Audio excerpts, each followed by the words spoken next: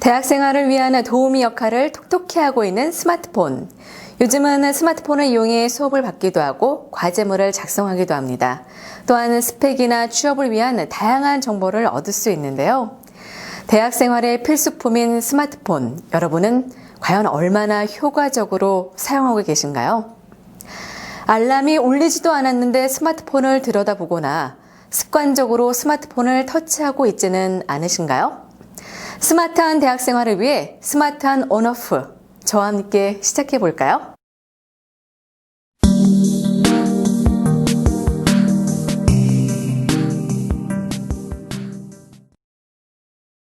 여러분은 자신의 삶이 언제 어느 시점에 바뀌었다고 생각하십니까? 첫사랑을 만났을 때, 아니면 친구들, 책, 아니면 선생님? 사람마다 자신의 삶에 영향을 준 이유들은 매우 다양하죠. 그렇다면 현대인의 삶의 방식에 커다란 영향을 미친 것에는 어떤 게 있을까요?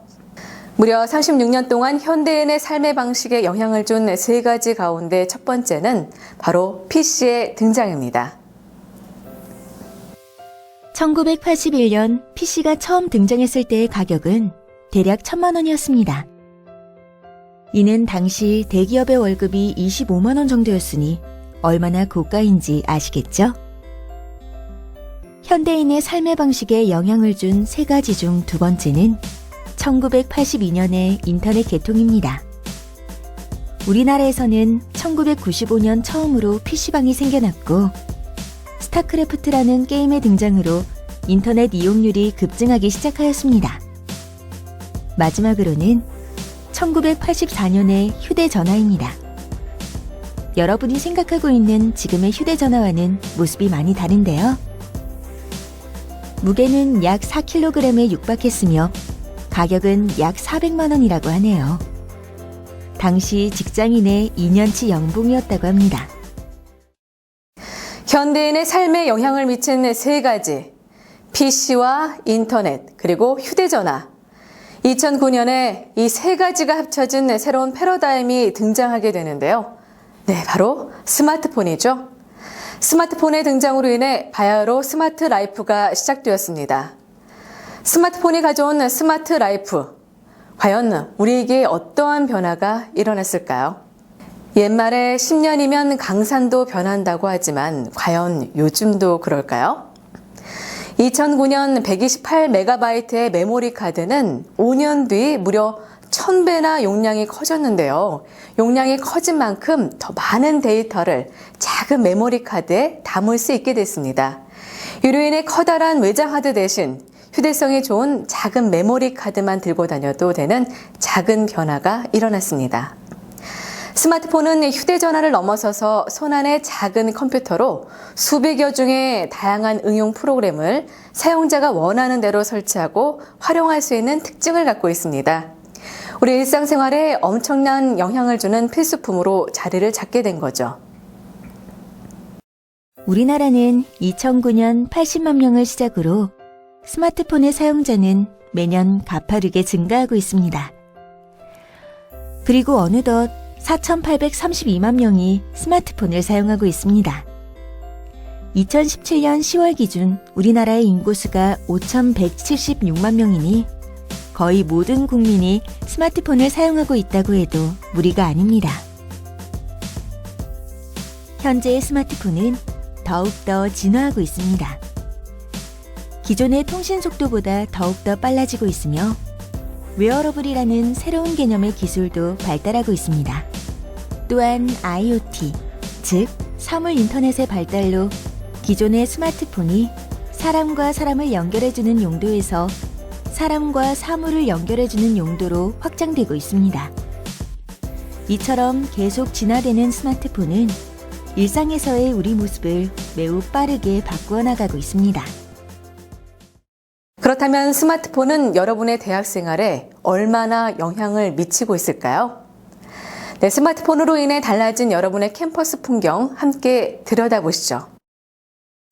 스마트폰으로 도서관에 자석을 배정받기도 하고 각종 학사 서비스를 손쉽게 제공받을 수도 있습니다. 또한 셔틀버스의 예약도 가능하며 심지어는 강의의 출결까지도 확인할 수 있습니다. 그만큼 스마트폰은 편리한 대학 생활의 도우미 역할을 톡톡히 수행하고 있습니다. 스마트폰은 수업의 풍경을 바꾸어 놓기도 하였습니다. 스마트폰으로 수업을 하기도 하며 언제 어디서든 실시간으로 토론할 수도 있으며 과제를 수행할 수도 있습니다. 많은 학생들이 스마트폰을 스펙과 취업을 위한 도구로 사용하기도 하는데요. 요즘 흔히들 말하는 학벌, 학점, 토익, 자격증, 사회봉사 등 스펙 9종 세트를 갖추기 위해서는 스마트폰이야말로 필수 도구라고 여기고 있습니다. 또한 언제 어디서든 진로와 취업을 위한 정보를 얻기 위해서는 반드시 스마트폰이 필요합니다.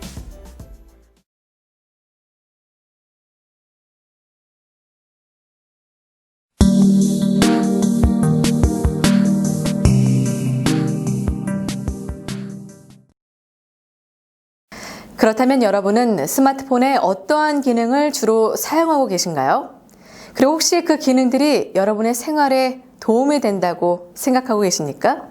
아니면 반대로 생활에 불편함을 느낀다고 생각하고 계십니까?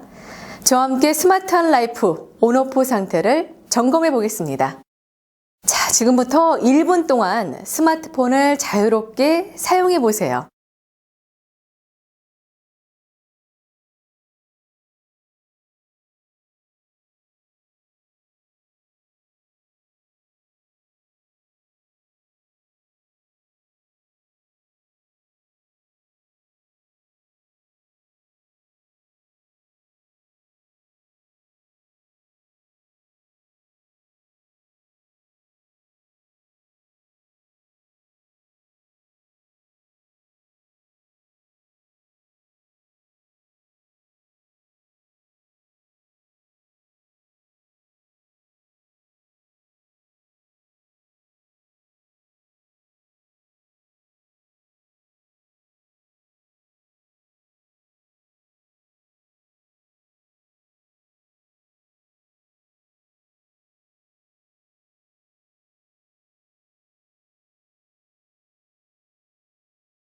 자, 여러분 주로 어떠한 기능들을 사용하셨습니까? 네. 자, 그럼 이번에는 반대로 진행해 보도록 하겠습니다. 지금부터 눈을 감고 1분이 지났다고 생각될 때 눈을 한번 떠보시기 바랍니다.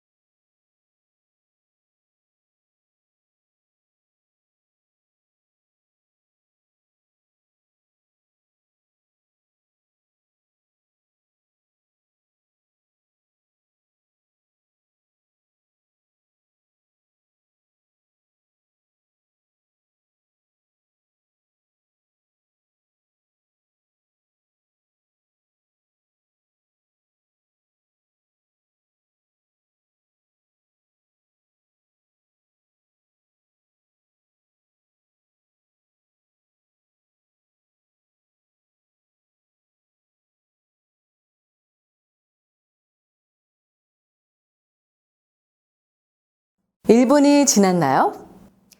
유럽에서 스마트폰을 안 보고 얼마나 있을 수 있는지에 대한 연구 실험이 있었습니다. 응답자의 대답은 평균 2, 3분이라고 말했지만 실험 결과 실제로는 44초밖에 버티지 못했습니다. 사람은 누구나 자신을 통제할 수 있거나 외부 환경을 자신의 의지대로 바꿀 수 있다고 믿는 통제의 환상을 갖고 있습니다. 네, 여러분은 1분이 지나기 전에 눈을 뜨지는 않으셨나요? 한 조사에 따르면 10대에서 20대로 넘어가는 대학 진학 이후에는 책이나 신문, 잡지 이용 빈도가 절반 이하로 줄어드는 반면에 스마트폰의 사용 빈도는 62% 증가한다고 보고하고 있습니다. 이는 10대의 의무와 역할에서 20대의 권리와 자격으로 본질이 변하기 때문입니다. 스마트폰을 무의식적으로 사용하면 오히려 지루함을 부추깁니다. 처음에는 지루함을 견디다 못해 스마트폰을 사용하게 됩니다. 하지만 점차 습관화가 되어 의존적으로 사용하게 되고 나중에는 아주 작은 지루함만을 느껴도 스마트폰을 사용하게 됩니다. 또한 스마트폰의 강박적 사용은 오히려 불안감을 부추기기도 합니다. 처음에는 불안감을 견디다 못해 스마트폰을 사용하겠지만 이 또한 점차 습관화가 되어 아주 작은 불안감만을 느껴도 스마트폰을 사용하게 됩니다. 이러한 이유로 시험 기간에 스마트폰 사용이 더 증가하기도 합니다. 한 조사에 따르면 시험 기간에 평소보다 더 많이 스마트폰을 사용한다는 응답자가 57.1%로 나타났습니다. 평균 40분 공부 후 20분 동안 스마트폰을 사용하는데 이를 환산해보면 3시간 공부하고 1시간 사용하는 것과 같습니다. 스마트폰 사용에 너무 많은 온이 들어와 있다면 스마트폰 사용 과부하를 의심해야 합니다. 스마트폰을 의존적으로 사용하는 사람들은 어느 순간부터는 본인도 모르게 폰을 무의식적으로 사용하게 되며 스마트폰 사용에 대한 내성이 생기게 됩니다. 즉, 내가 스마트폰을 얼마나 사용했는지 인지하지 못하게 되는 것이죠. 강박적으로 스마트폰을 사용하는 사람들은 스마트폰을 의식하여 계속 들여다보며 만약 손에 폰이 없으면 불안해합니다. 이 증상들이 습관화되면 스마트폰 과의존 상태가 됩니다. 혹시 수많은 앱들의 푸시 메시지가 온으로 돼 있지는 않으신가요? 많은 앱들의 푸시 메시지가 온되어 있다면 스마트폰 과의존을 스스로 의심해 봐야 합니다. 스마트폰 과의존이란 과도한 스마트폰의 이용으로 스마트폰에 대한 현저성이 증가하고 이용 조절력이 감소해 문제적 결과를 경험하는 상태를 의미합니다. 즉, 스마트폰 온오프 조절이 무너진 것이라고 할 수 있겠죠. 그럼 스마트폰 과의존의 3가지 요인인 현저성과 조절 실패, 그리고 이용 조절력에 대해 알아보겠습니다. 현저성은 개인의 삶에서 스마트폰을 이용하는 생활 패턴이 다른 행태보다 두드러지고 가장 중요한 활동이 되는 것입니다. 평상시 스마트폰을 이용하고 싶은 충동을 강하게 느끼거나 스마트폰이 옆에 있으면 다른 일에 집중하기 어려운 경우, 스마트폰 생각이 머릿속에서 떠나지 않는다면 스마트폰에 대한 현저성이 증가했다고 볼 수 있습니다. 조절 실패는 이용자의 주관적 목표에 대비하여 스마트폰 이용에 대한 자율적 조절 능력이 떨어지는 것을 의미합니다. 스마트폰의 이용 시간을 줄이려고 해도 실패하거나 이용 시간의 조절에 지속적으로 장애를 겪는 것과 같이 적절한 스마트폰 이용 시간을 지키지 못하는 현상입니다. 문제적 결과는 스마트폰 이용으로 인해 신체적, 심리적, 사회적으로 부정적인 결과를 경험함에도 불구하고 스마트폰을 지속적으로 이용하는 것입니다. 스마트폰 이용으로 건강상 문제가 발생할 수도 있으며 가족과의 식사 자리에서 과도하게 스마트폰을 이용해서 가족과 다툴 수도 있고 업무 수행에 어려움이 따를 수 있습니다. 이처럼 스마트폰 과의존 위험군은 매년 증가하고 있습니다. 그리고 과의존 증상 중 조절 실패를 가장 많이 경험하고 있습니다. 과의존 위험군이 일반 사용자군에 비해 게임이나 영화, TV, 동영상, SNS 등의 여러 가지 콘텐츠를 더 많이 이용하고 있으며 부정적 정서에 대한 경험률도 높습니다. 특히 부모가 스마트폰 과의존 위험군인 경우 유아나 청소년 자녀 또한 위험군에 속하는 비율이 매우 높습니다. 이처럼 스마트폰 과의존 위험군은 일반 사용자군에 비해 정서, 심리, 신체적 문제와 대인관계에서의 어려움 등 부작용에 대한 우려가 높습니다.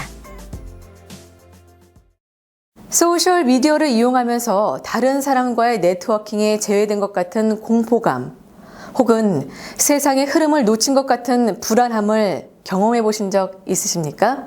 그렇다면 포모 증후군을 의심해 봐야 합니다. 네, 그럼 저와 함께 간단한 테스트를 한번 해보실까요? 포털 사이트의 실시간 인기 검색어와 한 뉴스를 우선 검색하십니까? SNS상의 글이나 사진, 댓글을 등록한 뒤 반응을 수시로 확인하시나요? 음식 먹기 전 옷이나 상품을 구입한 뒤 사진 촬영을 하시나요? 홈쇼핑에서 매진 임박, 한정 수량인 상황에서 꼭 참여하십니까? SNS 등에서 유명인과 친구를 맺거나 소식을 공유하고 있으십니까? 지인의 SNS를 수시로 방문하거나 지인의 지인 SNS를 열람하시나요? SNS의 최신 정보를 바로바로 업데이트하거나 공유하십니까? 자, 여러분은 이 가운데 몇 개를 선택하셨습니까? 메신저 증후군은 메신저의 강박적인 사용으로 인해 생기며 메신저 강박증이라고도 합니다. 점심시간, 퇴근 후 저녁시간, 휴일에도 메신저 내용을 수시로 확인하시나요? 스마트폰을 손에서 놓는 것 자체가 불안한가요? 회사 업무 지시, 게임 초대장 등을 바로 확인하고 이 때문에 스트레스를 받나요? 친구들과의 대화에도 끊임없이 메신저를 살펴보나요? 스마트폰에 배터리가 없고 충전이 어려운 상황이 되면 집에 가고 싶은 생각만 드나요? 이 중 하나라도 해당된다면 메신저 증후군을 의심해봐야 합니다. 메신저 증후군과 비슷한 유형으로 SNS 기쁨 강박증이 있습니다. SNS 기쁨 강박증은 SNS상에서 좋아요가 없으면 불안해하는 것으로 자랑질 유형과 감정 과잉 유형, 그리고 허세 유형 등이 있습니다. 남들보다 즐거워야 한다는 한국인들의 기쁨 스트레스로서 한 설문조사에서 과장한 이유를 물어보았습니다. 뒤처지고 싶지 않아서가 53.8%, 스스로 만족감을 얻으려고가 26.9%, 지인에게 걱정 안 끼치려고가 10.3%, 다른 사람도 과장하니까가 7.7% 순으로 조사되었습니다.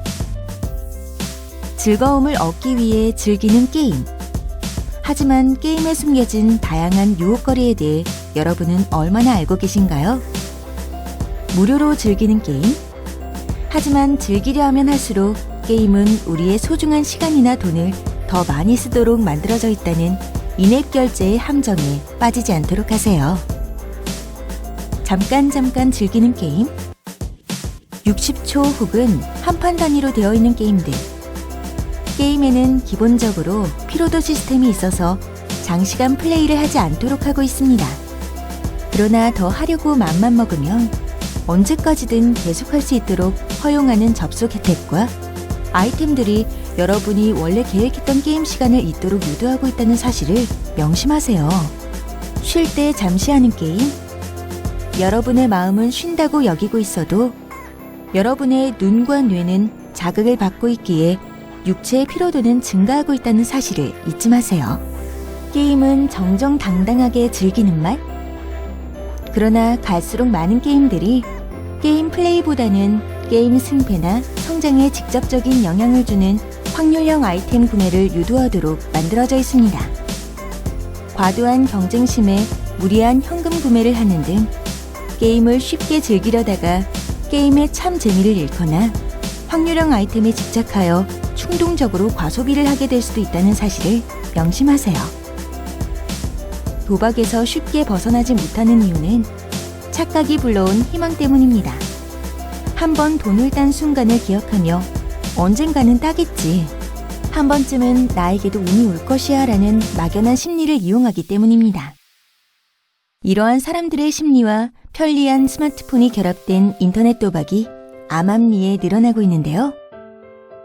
일반 오프라인의 도박보다 인터넷과 스마트폰을 이용한 도박은 더 무섭습니다. 그것은 바로 도박 시스템에 접속하기가 매우 쉬우며 도박이 아닌 게임처럼 보인다는 점입니다. 그렇다면 일반인들이 이러한 도박 시스템을 이길 수 있을까요? 절대로 이길 수 없습니다. 즉, 이길 확률이 제로에 가깝다는 말이죠. 인터넷 도박 시스템은 처음 접속하는 사람들에게는 이길 확률이 매우 높습니다. 하지만 한 판 한 판 진행할수록 이길 수 있는 확률은 매우 낮아집니다. 단순한 확률, 운이 아닙니다. 도박 시스템에서 제어할 수 있기 때문입니다. 그렇기 때문에 인터넷 도박 이용자는 반드시 파멸하게 될 수밖에 없습니다. 처음 돈을 크게 잃고 나서는 죄책감과 후회감이 밀려오지만 그 이후부터는 내성이 생기게 됩니다. 내성은 양심을 둔화시키고 돈을 마련하기 위해서 때로는 어떤 행위도 서슴지 않게 벌이게 됩니다. 즉, 나 혼자의 파멸이 아닌 주변 사람들까지 파멸시킬 수 있게 되는 것입니다. 집중적 사용과 관련된 마지막 문제는 음란물에 대한 접속과 유포가 쉽다는 점입니다. 모바일 메신저와 소셜 네트워크 서비스에서 검색을 해보면 종종 검색과는 무관한 나체 사진들이 노출되는 경우가 있습니다. 또한 스마트폰의 사진과 동영상 촬영 기능을 악용하여 보복성 포르노를 쉽게 제작 유포하고 있기도 합니다. 이는 엄연한 불법이며 법적으로 처벌됩니다. 잦은 음란물의 노출은 중독으로 이루어질 수 있으며 심지어는 모방과 실행이라는 범죄로 이어질 수도 있기 때문에 각별한 주의가 필요합니다. 네, 지금까지 인터넷과 스마트폰의 과의존적 사용과 관련된 몇 가지 문제들에 대해 알아봤는데요. 스마트폰과 인터넷의 과다 사용은 우리 몸의 건강에도 문제를 일으킬 수 있습니다.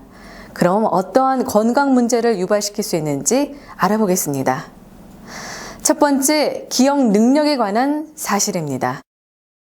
스마트폰과 인터넷이 발달하기 전에는 부모, 형제, 친한 사람들의 전화번호를 외우고 다니곤 했습니다. 하지만 지금의 여러분은 몇 개의 전화번호를 외우고 계시나요? 현대인들은 손안의 스마트폰을 이용해서 스크린 캡처를 하거나 파일을 저장하는 등 기억할 것들을 머리보다는 핸드폰에 저장하고 있습니다. 이처럼 기억력 감퇴 등 뇌의 기능은 점점 오프되어 가고 있습니다. 몸은 어떠할까요? 잦은 스마트폰과 컴퓨터의 사용으로 인해 다양한 신종 질환에 노출되어 있습니다. 화면을 보느라 눈을 오래 깜빡이지 않아 안구 건조증이 생길 수 있고, 고개를 숙여 화면을 쳐다보기 때문에 거북목 증후군이 발병하기도 합니다. 이는 당연히 목 디스크에 영향을 주기도 합니다. 화면에 집중하느라 자세를 고정시키고 있기 때문에 근육이 뭉쳐 근막 통증 증후군에 걸리기도 하며, 손가락을 과도하게 사용해야 하기 때문에 손목 터널 증후군이 발병하기도 합니다. 저에 따르면 직장인들 중 50.6%는 스마트 기기 없이는 하루도 살기 힘들다고 합니다. 또한 10명 중 6명은 스마트 기기에 전적으로 의존하고 있으며, 스마트 기기에 의존한다고 느끼는 상황 중 1위는 기기 없이는 전화번호를 모를 때로 나타났습니다. 스마트 기기 없이 얼마나 버틸 수 있는지의 질문에는 일일이 21.3%, 반나절이 18.6%, 3시간 미만이 10.7% 순으로 나타났습니다.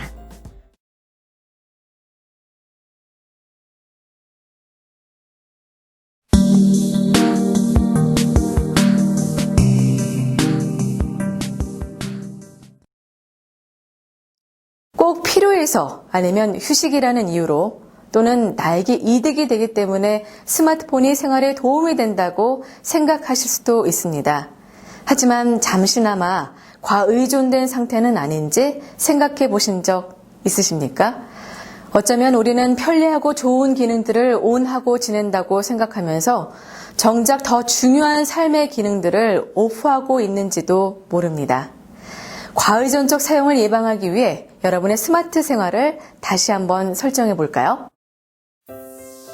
인터넷과 휴대전화 등의 디지털 기기에 지나치게 의존한 나머지 기억력과 계산 능력이 크게 떨어지는 상태인 디지털 치매, 다음과 같은 방법으로 예방이 가능합니다. 첫째, 문서 작업이나 편지 등은 손으로 직접 작성합니다. 둘째, 옛날처럼 자주 사용하는 번호는 직접 외우고 다이얼을 눌러보세요. 셋째, 가끔은 자주 가던 길이 아닌 모르는 길을 걸어보세요. 넷째, 한 번에 한 가지 일만 해보세요. 다섯째, 운전 중이거나 길을 걸을 때 주변 특징을 관찰하고 기억하도록 노력해보세요. 6째, 일기나 다이어리를 쓰면서 하루 일을 정리해보세요. 7째, 자주 메모하고 글을 직접 손으로 쓰는 습관을 들여보세요. 8째, 기억력과 뇌 건강에 좋은 견과류 등을 자주 섭취해보세요. 오늘부터 습관화하기 가장 쉬운 것부터 하나씩 해보면 어떠할까요? 몸의 기능을 온하는 방법. 인터넷과 스마트폰의 사용 시간을 점검해보세요. 장시간 사용을 줄이고 만약 장시간 사용해야 하는 상황이 생기면 일정 시간을 정해서 스트레칭이나 다른 곳을 잠시 응시하는 등 몸과 눈을 풀어주세요. 다양한 인간관계를 여는 방법은 2가지만 기억하세요. 직접 만나기, 지우기. 조사에 따르면 한 번 얼굴 맞대미, 이메일 73번이나 SNS 120번의 글달기와 같은 효과가 있다고 합니다. 그리고 진짜 깊이 있는 관계는 관계 정리에서부터 시작된다고 합니다. 쓸데없이 많은 전화번호와 친구 목록은 오히려 연락에 대한 강박감을 증가시킨다는 점 꼭 기억해 주세요. 강박적 사용을 오프하는 방법. 충동적 쇼핑이나 구매, 댓글은 스트레스 해소가 아닌 잠시 있는 행위입니다. M1대에 화풀이 하지 마세요. 업무 목적으로 사용하는 거야 라고 자기 합리화는 버려주세요. 게임 레벨이나 승패에 연연하지 마세요. 60초 게임 한 판보다는 60초 심호흡으로 분노와 스트레스를 낮추세요. 검색보다는 사색의 힘이 더 강하답니다. 여유 시간을 여유 시간답게 즐기는 연습을 해보세요. SNS는 언제 어디서든 이용할 수 있는 만큼 즉각적인 반응이 튀어나올 수 있으며 이는 분노를 다스릴 만한 시간적 완충지대가 없다는 뜻이기도 합니다. 그로 인해 앞뒤 가리지 않고 분노를 터뜨리는 사람들을 주변에서 종종 볼 수도 있을 것입니다. SNS상의 글에는 글을 쓴 사람의 감정이 드러나 있지 않습니다. 그렇기 때문에 글을 읽는 사람의 현재 감정에 따라 좋게도 나쁘게도 받아들여질 수 있습니다. 만약 나쁘게 받아들였다면 즉각적으로 대응하기보다는 물 한 잔 마셔보는 것은 어떠할까요?